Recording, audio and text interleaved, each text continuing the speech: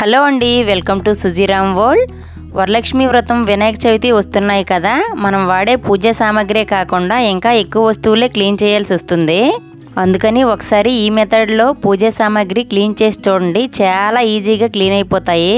ఇప్పుడు పూజా సామాగ్రి క్లీనింగ్ కోసం ఒక గిన్నెలో కొంచెం చింతపండు తీసుకొని అందులో ఒక చెక్క నిమ్మరసం పిండి ఈ బౌల్లో మనం క్లీనింగ్ చేయాల్సిన రాగి, ఇత్తడి ఏ వస్తువులనైనా వేసి బాగా వేడిగా ఉండే వాటర్ని ఇందులో వేసుకోవాలి.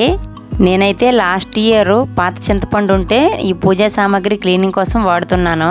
జనరల్గా పూజా సామాగ్రి క్లీన్ చేయడానికి చాలా టైమే పట్టేస్తుంది, కానీ ఈ ప్రాసెస్లో క్లీన్ చేస్తే మాత్రం అస్సలు టైం ఎక్కువ పట్టదు, ఎక్కువగా రుద్దాల్సిన అవసరం కూడా ఉండదు.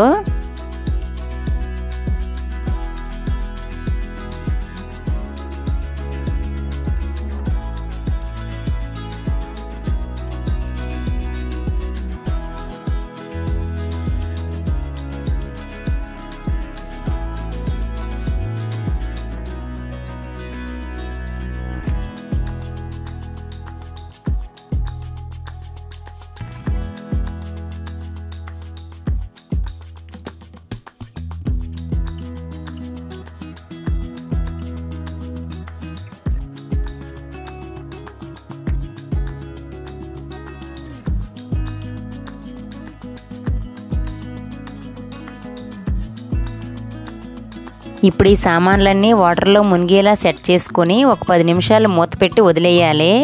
10 నిమిషాల తర్వాత చూస్తే చాలా వరకు క్లీన్ అయ్యి ఉంటాయి.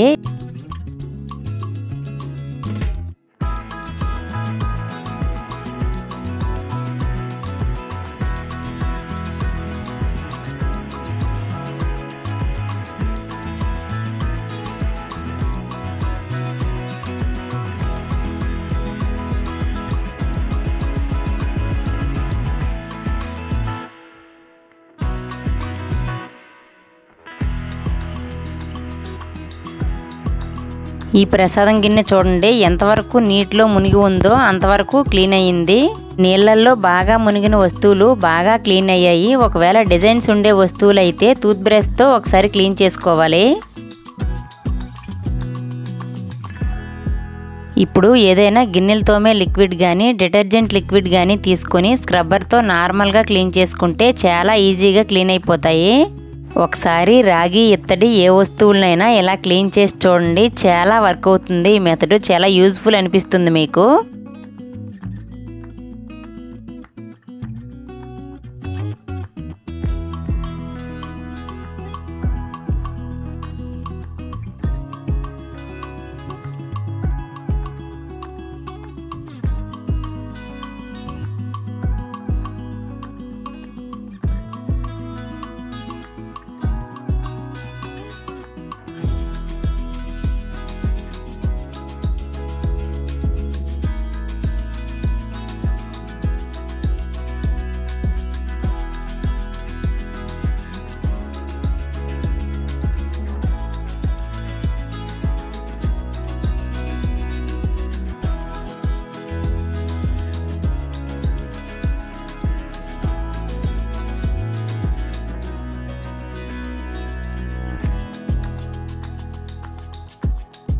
ఇప్పుడు ఈ వస్తువులను ఒక 2 సార్లు వాటర్లో కడుక్కుంటే చాలా షైనీగా వస్తాయి.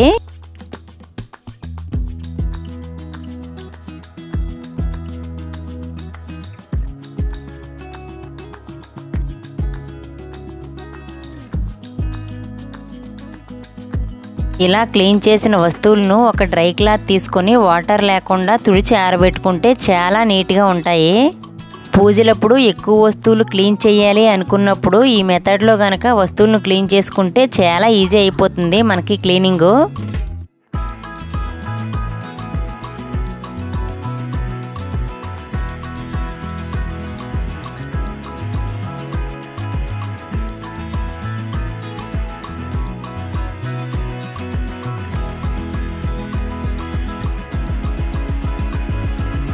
చూడండి, చాలా బాగా క్లీన్ అయిపోయాయి. ఈ వీడియో కనుక మీకు నచ్చినట్లయితే లైక్ చేసి షేర్ చేసి మన ఛానల్ను సబ్స్క్రైబ్ చేసుకోండి.